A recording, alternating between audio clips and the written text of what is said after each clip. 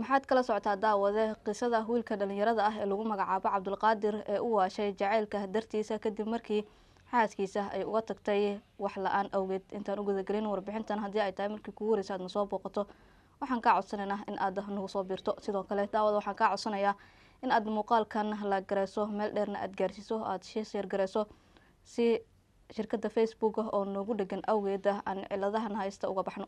wiilkan dhalinyarada ah ee lagu magacaabo Cabdulqaadir waxaa labadii maalmood ee la soo dhaafay uu aad u haystay social media gaar ahaan marta lagu magacaabo TikTok.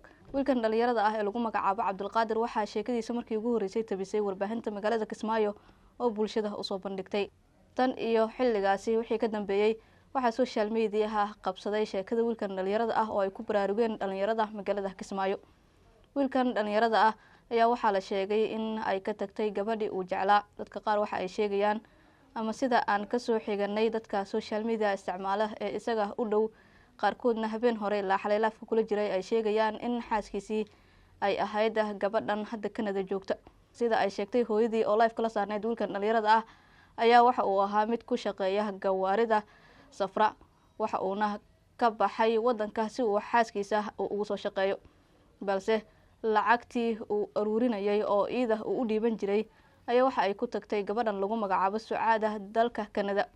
waxa ayna inkirtay ama ay ku booday wiilkii xaaskiisa ay ahayd Cabdulqaadir oo markiisii hore ahaa wiil dhalinyaro ah oo magaalada Muqdisho ka soo jeeda, balse markii dambe uu guuray magaalada Kismaayo ayaa waxa uu hadda qashinka ka guraa wadooyinka waaweyn ee magaalada Kismaayo.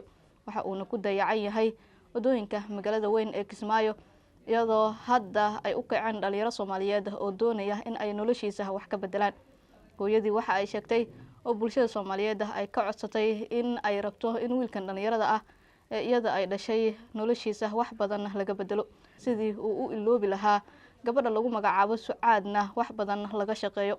wiilkan ayaa waxa uu sheegay in gabadhii Sucaada uu iska cafiyay wax dambi ahna uusan hadda u haysan maadaama ay kala dhaqaaqeen oo duruufaha darteeda ay ku nacday.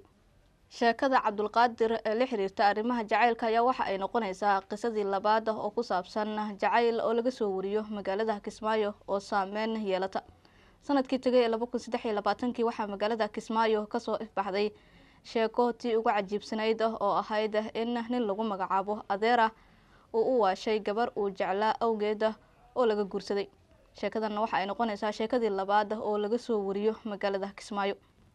qaar ka mid ah dadka baraha bulshada isticmaala ee kommentiyada dhiibta ayaa waxa ay sheegeen in dumarka ay aad uga cararaan ragga aan waxba haysan duruufana ay ugu tagaan. sidoo kale dadka qaarkii ayaa waxa ay sheegeen in dumarka aysan kala aqoon qaarkooda ninka jecel ee sida dhabta u jecel iyo sidoo kale midka aan wax dan ah ka lahayn oo iyada un ay rabto.